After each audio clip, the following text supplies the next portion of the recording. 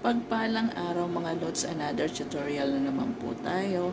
Ayan po mga di dapat i-post sa Facebook Reels ang ating topic. So i-check natin yung account ni Madam Laarne. Ayan po. So ayan ang kanyang mga post sa Reels. Ipakita po natin. Ayan ang kanyang post sa Reels.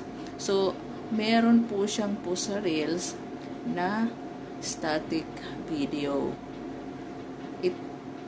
Mga static video, ayan po yung mga picture lang na slide lang niya, tapos nilagyan niya ng music. Ayan, bawal po yan sa Facebook Reels, ang katulad niya na picture lang. So, dapat po talaga video. Ayan po. And then, meron din po siya, ayan, na copyright ang music. Ayan, may red. So, copyright po yung music na ginamit niya sa Reels. So, doon lang po niya kinuha yung music sa mismong Reels. Ayan po, hindi po pwede, lalo na po pag sikat na kanta.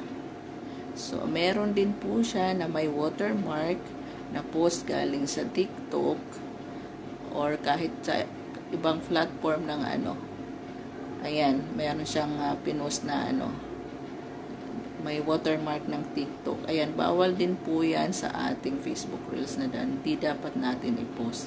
Sana po nakatulong